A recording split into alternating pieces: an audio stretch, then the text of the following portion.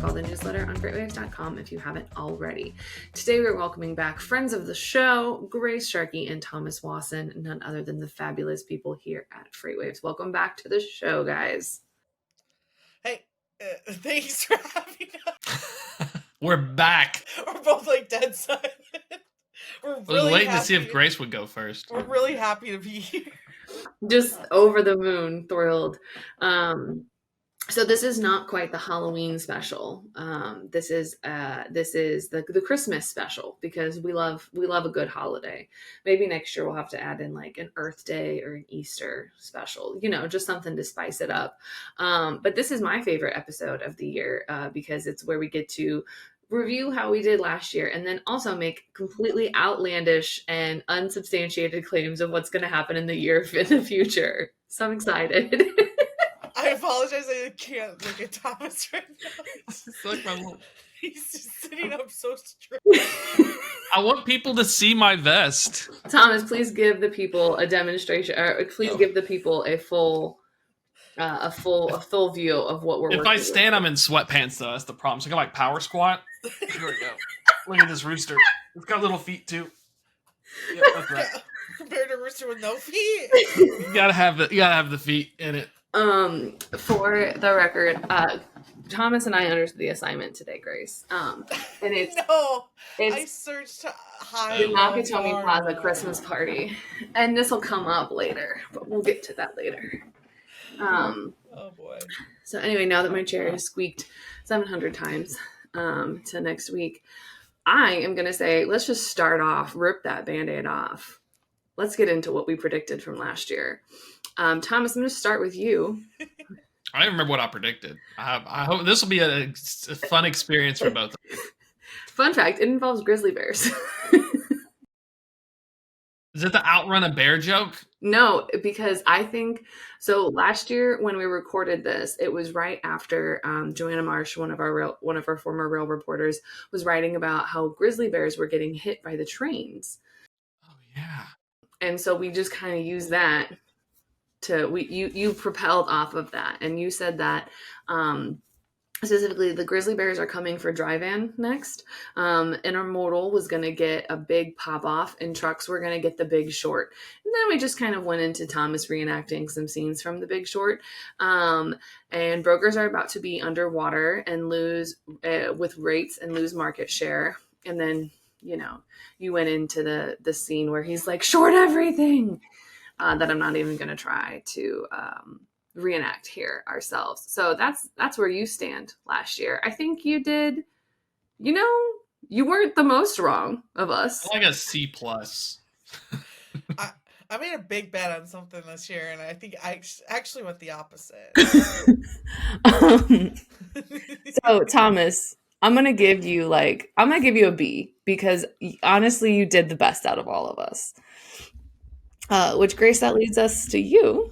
Who put all of my money in ESG. You did, and so did I. So, but I think you might. If I remember correctly, about 1 week after the episode aired, California was like, just kidding. Yeah. We're not doing any of this. So the year started off bad, and then by the end of it, Home Depot was like, "We don't even care about DE&I anymore." Yeah. So I think I'm still going to give you a better grade than myself. But we'll get to that in a second. So Grace, you doubled down on Thomas's bear analogy and the intermodal theory. You said absolutely yes, but specifically, shippers were going to start using intermodal to help their ESG initiatives because it's going to be a thing, more regulations, et cetera, et cetera. And then you said ESG tech is going to get some action, which I love that. I love it. And then you so confidently, this is my absolute favorite part. You said, I want to eat these words next year. I want to eat them. Savage. Well, ma'am. And let me tell you, I'm stuffed. Call it Thanksgiving 5 p.m. because your girl is full of mashed potatoes.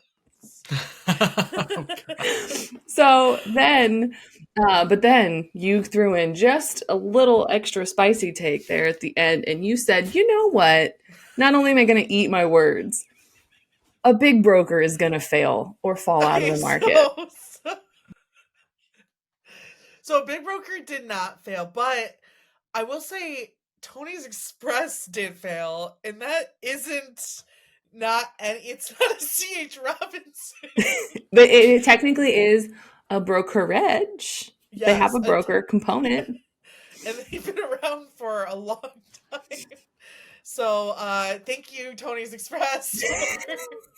well, didn't Coyote get bought before we did the recording? No. Oh, Coyote got absorbed. That kind of counts. Yeah, that does count. Yeah, that's a big brokerage right. that I'll give you an A on that part while you eat the rest of your words. The intermodal thing I wouldn't say is completely wrong, because I think they did use more intermodal, and I think right now, actually, just to kind of keep inventory out of inventory status, are using intermodal right now, specifically to kind of slow down their supply chain. So are they using it for an ESG purpose?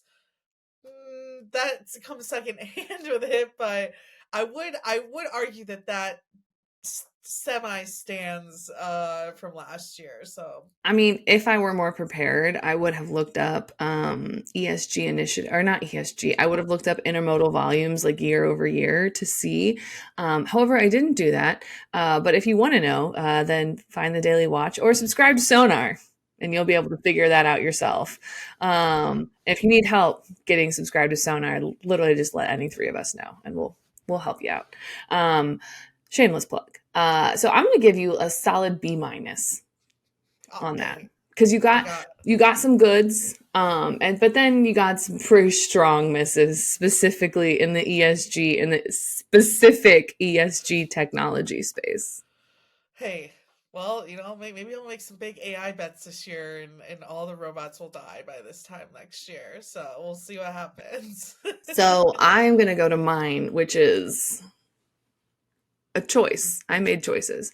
So I said ESG is going to be huge. That was my 2 year in a row. Double down. It's gonna be huge. Huge. It's going to be huge. huge.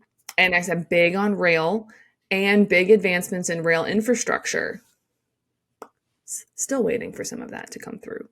It's not coming through. Give it a couple weeks and that might change. Someone got a new rail yard somewhere. I'm sure there's. I know, like the tracks probably didn't get the maintenance they needed, but I'm sure somewhere something happened. Yeah. And then I said it's gonna be a big year for freight factoring and freight payment. Big changes come into the industry. And well, would you look at that? There are no fundamental changes to the freight factoring or freight payment industry other than it got a little busier and we just had to deal with fraud. Yeah, you're right. Actually, the opposite happened. More fraud happened this last year. So I'm gonna go ahead and give myself like a C, just a C. C's get degrees. See? I love that. It sure does. And as someone who got a literal 70.0 on her business law class, we're doing okay. I saw that number and I said, that teacher rounded up for me. Thank you. Because nobody just gets exactly 70.0. Anyway, college curriculum aside, I'm gonna say I swung with a big miss. But it do be like that sometimes. Yeah. The way she goes, sometimes she goes, sometimes she doesn't. The words of Trailer Park Boys. We should make some big ILA bets this time. That's the next one. I'm waiting to see if anyone goes after that, because I talk of the town.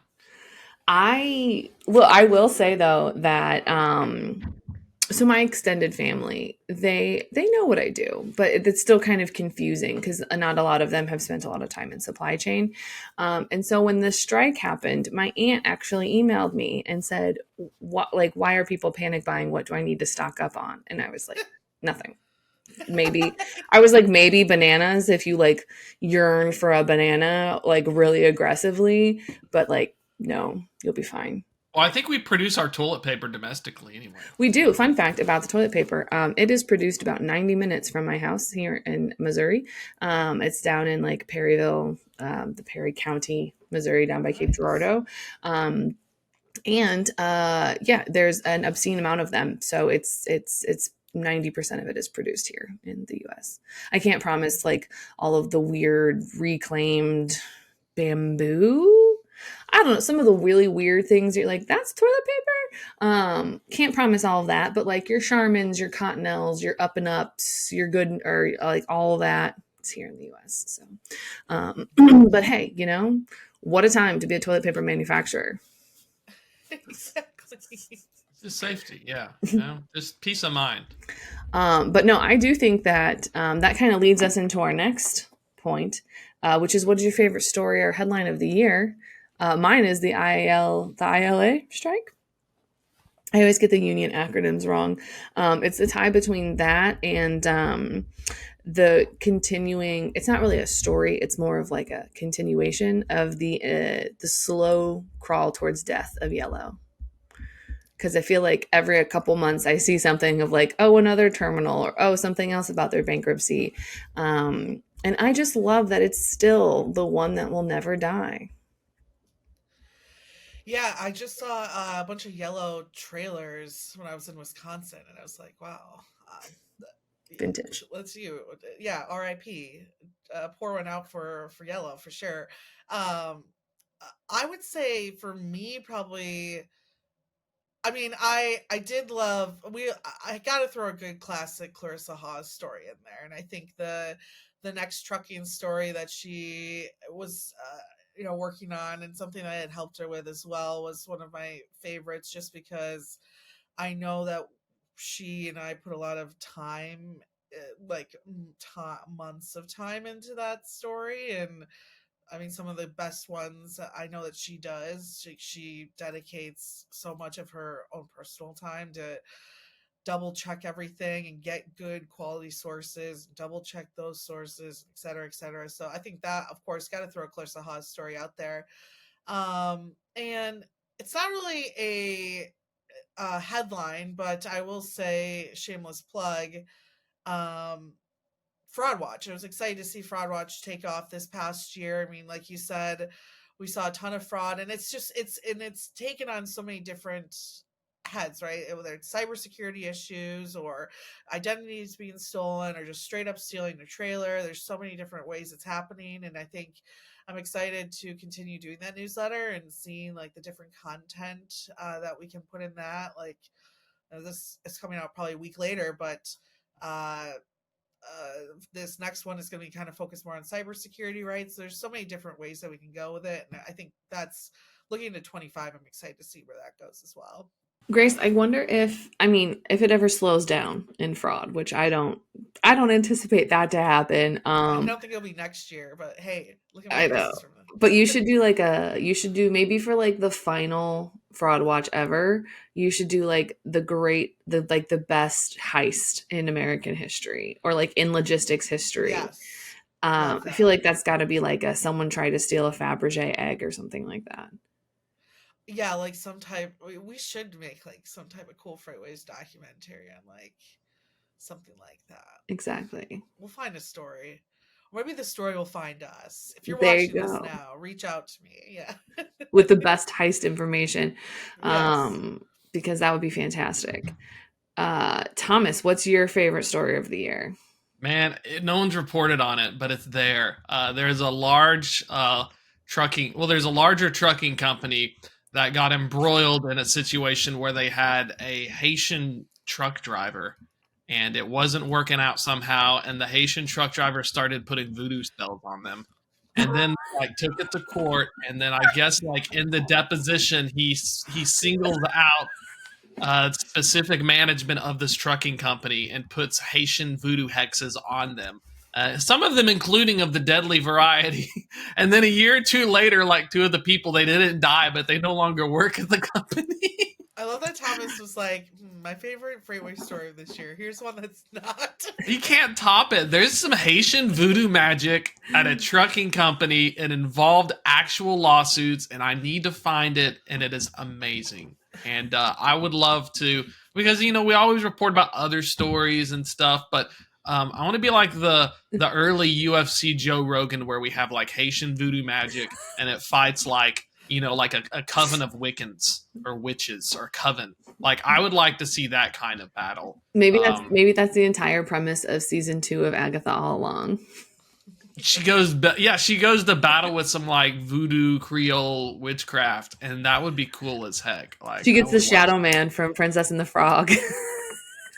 Disney would just reuse it. He's now in the Marvel Cinematic Universe. Exactly. But that's my funnest story that I've heard off the record in conversations with people.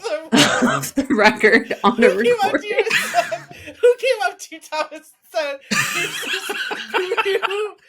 I didn't say any names. There's just Haitian. I'll only tell you off the record. We're all on this now. We're all in it together. But yeah, there was a whole thing about Haitian voodoo witchcraft, and yeah, it got real for a minute. It did. Now I don't know what happened to it. That's why I gotta look it up. But okay. I mean, there's a Reddit post about it somewhere. Yeah. If you noticed why I looked zoned out, I was trying to find it, and I haven't yet. I'm gonna have to pay $40 for the Pacer documents if I can figure this out. I'm gonna break this thing wide open. Oh my gosh. Okay. Tell us a story that's not true at all. That's me. That's what I've been up to as a trucking expert. Thomas is just secretly like getting absorbed into like folklore now. I'm like Van Helsing. I'm hunting down like witches and stuff in trucking. like Constantine with a trucker hat with a big old can of dip. Just imagine Keanu Reeves in a bunch of flannel with some not flannel, and a Patagonia with a trucker hat and just nothing but pockets of Zin. And a little headset. It's the crappy one too that they couldn't afford the good one, so you get like the real nasty one. Do you have an electric truck too? You have an autonomous truck for this? No, he's got a cyber truck. No. Oh yeah. After he gets his first bonus, he buys the Cybertruck and never keeps it fully charged. Oh my god! For the record, I think those are the ugliest trucks in the world. They look so bad, so bad. God. Anyway, I'm not going to get on my Cybertruck soapbox. All right, so now that we've gone down the Keanu rabbit hole, the truth is out there, guys. I think it's about time for us to make some outlandish predictions for 2025. Because what are we if not outlandish predictors? Thomas, you went first last time. So Grace, I'll put you in the hot seat first this time. No. What's your big 2025 prediction? And I'm saying this with a thought in the back of my head that says, whatever you say will not happen. No, I think there's going to be a lot of M&A. I think we're going to see a lot of, I think specifically a lot of tech companies being bought by other tech companies that could use that specific tool to and improve what they're bringing to their customers, right? I mean, that feels like a very safe one because we've even seen it in the past couple weeks because somebody bought ISO. Yeah, so Triumph just acquired ISO. So again, like something that could be a feature of like a really great system. And I mean, think of what ISO is doing, and once you connect that to billing, that's huge. That's a good That's a good solid sound prediction. Awesome. The rise of M&A. Anything else you got? I think we're gonna see a lot of money go into AI. I think that'll be our next like visibility investment type of scenario where we saw way too much money go into some of these players, and I think at the end of the day it'll be a kind of a race to the bottom on that tool and pricing in particular. And So we'll see what how some of these companies fare through that. But I think that'll probably be the next like oil rush is the AI. And when I say AI tools, I'm talking more of like the happy robots, more of like the phone call type of AI stuff. Helping people do less with more or whatever. Yeah, less of However they're the phrasing like it. Yeah. analytics robots, more of the Yes. chatbots, customer service level Yes. stuff. Yes. 100%. Thomas, what's your I believe last year you used the Kentucky fried chicken spicy hot 23 herbs and spices. there you go. What are your 23 herbs and spicy takes this year? I've got a few. My serious one's going to be EPA Phase 3 emissions ruling is going to get rolled back by Trump 2 administration. It won't matter because the OEMs are still going to release the trucks that meet Phase 3 requirements, because when you decide to build a truck, you can't just say, oopsies, let's roll it back. So we're still going to have the same kind of stuff, even though the administration won't. But California will, and kind of California will get a waiver and go, "Ha ha, I'm going to make you do it anyway," and then it happened anyway. So that's my serious approach. We're going to still have lower emissions trucks. We may have differences in percentages of electrification, but them babies are going out there. My not serious one is there will be a Tyler Sheridan show on Paramount Plus for truckers, but it will not include any of the FreightX fanboys standing and coming up with their little fan theories, and it will have Tyler Sheridan himself pretending to be a truck driver. It's going to happen, but it's totally going to have no input from us whatsoever, and we reminded that we're just a small echo chamber on the X platform, me included. I'm calling myself out. I love that. I absolutely love. You are correct. Like once you build the truck, you can't really unbuild it. Um, and then I have no context for the show, but I do hope that happens from a kind of ludicrous standpoint. But I also am not an X user. Actually, I'm not a Twitter user. I refuse to call it X. I refuse to call it X. It fits the whole thing perfectly. Things used to be something, now they ain't. But I'm the guy, and I wish it'd be the thing it used to be. So now we're gonna make a show where I talk about how it used to be, but it ain't gonna be, but it should be, and then I just eat on people, and it's trucking edition. It's gonna Okay. work. I look It's a forward to it. recipe. My hot take is it's not a popular take by any means, but I am not gonna go 3 for 3 on ESG initiatives. I'm not Yeah, doing yeah, it. yeah. I've been burned for 2 years. I'm done. Um, my take is that obviously fraud's going to continue to become a problem, but I see it kind of coming to a head and like I'm going to even put a date on it. I'm going to say like by October. It's kind of come to a head. Everyone's like, I'm not going to say the problem's going to be solved, but we're going to have better tools and like things in place that we're going to just kind of stop the bleeding on Yeah. fraud. And that's like a whole aspect of it, just because I feel like everyone's really getting into it, and kind of the more people are willing to share resources and other stuff like that, we're really going to kind of get ahead of it. So I think in October, we're looking to really kind of have a handle ish, as much as one can have a handle on fraud. Yeah, like the energy around fraud right now is very like Salem witch trial like, where it's Mm-hmm. like burn the witches, get them out, everyone. Oh, this is bad and this is good and this is bad. And I think I agree with you. I think the conversation could eventually change into, well, now we have our operation set with these tools, and so these guys just Yeah. aren't able to And get to more systems as people easily. I have found recently are more willing to share their experiences Yeah. because they know it's not just happening to them, it's happening to everybody. So it's less of like For sure. there's less of that stigma of like, oh, I got. But my Yeah. big one is it's not a popular opinion, and I have no data to substantiate this, which is the perfect prediction tool, other than just I have a hunch. And but if anyone has any data on it, if they could send it my way, that'd be great, because I would like your girl wants to feel validated. And that is, I think that 2025 is going to be the year of broker bloodbaths. I think we're going to see some of the, like, obviously some of the legacy ones. And I've been talking about this for a while to certain people, and I finally feel okay-ish enough to make it my prediction for the year. I think some of the legacies, like, your C.H. Robinsons, your big ones, I think they're going to be fine. obviously they're going to be fine. But I think a lot of your small to medium sized ones that maybe came in during the pandemic or right before the pandemic, and this is their first down cycle, I think we're going to see a lot of them leave, whether it's through bankruptcy or acquisition or just straight up dipping out and shutting up shop. Because traditionally we have a lot of brokerages leave after a down cycle, but our down cycle was down for so long that I don't think and our upswing isn't like, it's not up, it's like up. So I don't think there's enough swing to get people to float the next few months until it's more like stable. But that's my hot and spicy take. It's not a popular one, and I have nothing to substantiate it other than just a hunch. It's like when it's about to rain, you can smell it. Yes, for me it's like snow. Like you can smell the snow. Tornadoes. You can't smell tornadoes? No.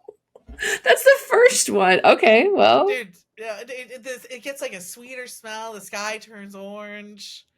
Well, your windows shake. That's what my buddy in Oklahoma told me. He said that's when the tornado's there, Tom. That's when the tornado is destroying you. I'm talking good 30 minutes before it even turns into. Oh. So you're like that person in Twisters who looks at it and like, yes. You can like, I'm the hot guy in Twisters. I mean, not the smart girl. I'm the hot guy. Yeah. Does that mean that you guys are now a partnership? You, I cannot remember his name, but he's Glenn Powell. Good Glenn Powell. Does that mean that you and Glenn Powell are now the partners? Yeah, good for him and his roles, by the way. Masters of the Air too. That guy's been killing it. We needed some fresh dudes in the grinder, and he stepped up really well. He did. We did need some fresh dudes in the grinder. And that Ashton guy, the guy who's supposed to play in the American Psycho, he also did whatever Spielberg did with Masters of the Air, he found some like manly chads, and this is a resurgence of chads. I mean, don't get me wrong, I love me some Glenn Powell, but from the rom-com perspective, I would like him and Sydney Sweeney to do nothing but rom-coms for the rest of their life. But I'm sure they be the next Adam Sandler, Drew Barrymore. Exactly. Like that's what I want. That's all I want.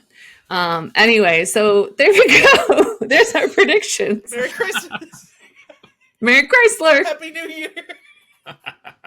Also, before we get into our final two questions, I apparently did not realize how like Vine is not, I know Vine's been dead for a very long time, but I did not realize, because I'm in such like a little isolated bubble here, I did not realize that not everyone understands the reference of Mary Chrysler from the Vine videos where the girl just walks around going, Merry Christmas, Mary Chrysler. And I think that's one of my favorite videos, that and the Del Taco free shavacado. It turns out everyone just looks at you with a really weird face when you just walk around going, Merry Chrysler. Can Cody put that in there? Can we splice that in? Yes. I think we can splice that in. Cody, when you're out there, splice in the Mary Chrysler so the Zoomers and the Boomers, or whatever they call them nowadays, can actually get educated. Thomas Wasson. Anything. Happy Christmas. It's Christmas. Merry Christmas. Merry Chrysler. Okay, Boomer. Yeah. All right, that leads us to our second to last question, and it's annual tradition at this point in time. Grace, have you watched Die Hard yet? No, I didn't. I didn't watch it yet. I think at this point in time, you can't. No, I need to. Let's do a watch party. Well, you want to know what my biggest fear is at this point? And I might have said this last year. It's like, I'm going to watch it and I'm going to be like, oh my God, why did I wait so long? This is so good. I mean, I like to think you'll have that reaction, but I am also on like the Jake Peralta Brooklyn Nine-Nine level of being a diehard. Not that level, like a couple reasonable steps down. But yeah, if like, let's just say if I was ever in San Francisco or no, LA, who am I? Sure. San Francisco, get the out of here. If I'm in LA, I would want to go to Nakatomi Plaza. Oh, it's a real place? Well, it's a real office building. Oh, that's cool. Yeah. I don't know.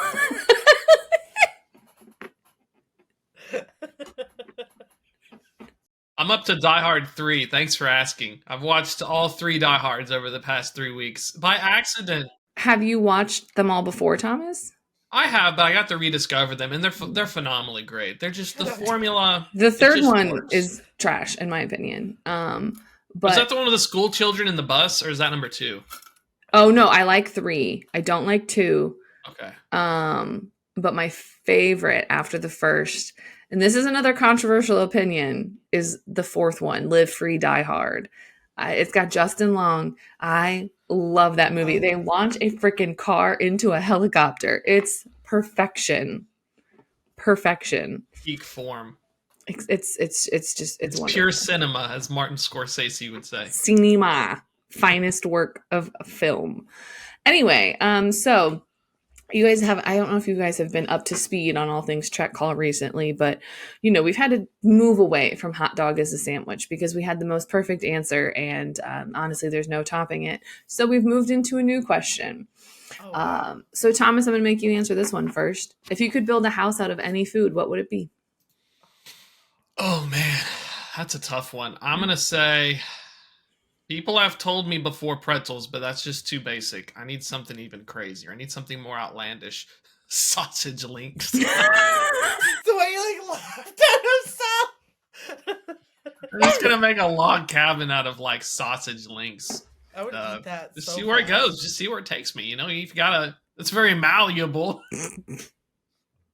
You just bite off the amount you need, so you can kind of make it have a big old Jimmy Dean log cabin. Wait, specifically, you would do the small breakfast sausage links, not really big. I need the big chugs. Okay, I want some thick, meaty sausage links. That way I can get a good amount of there's some engineering term. The meat to weight ratio. Yes, the meat to weight ratio. Yeah. Yeah, you need the good density, the meat density.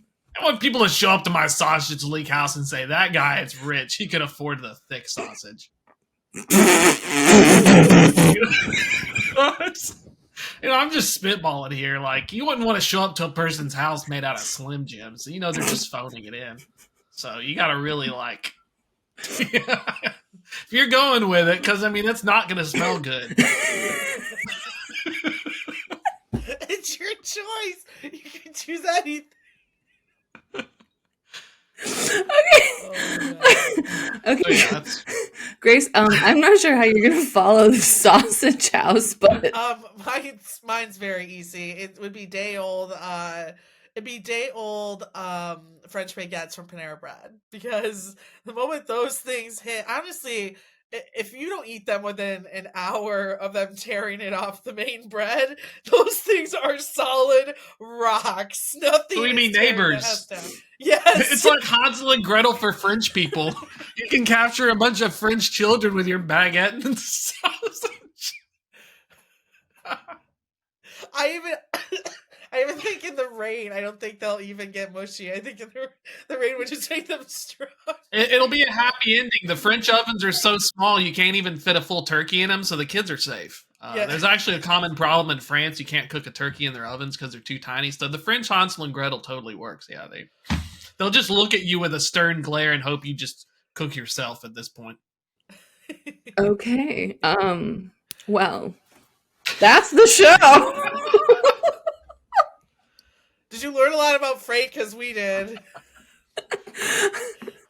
At least we didn't have bears again this year.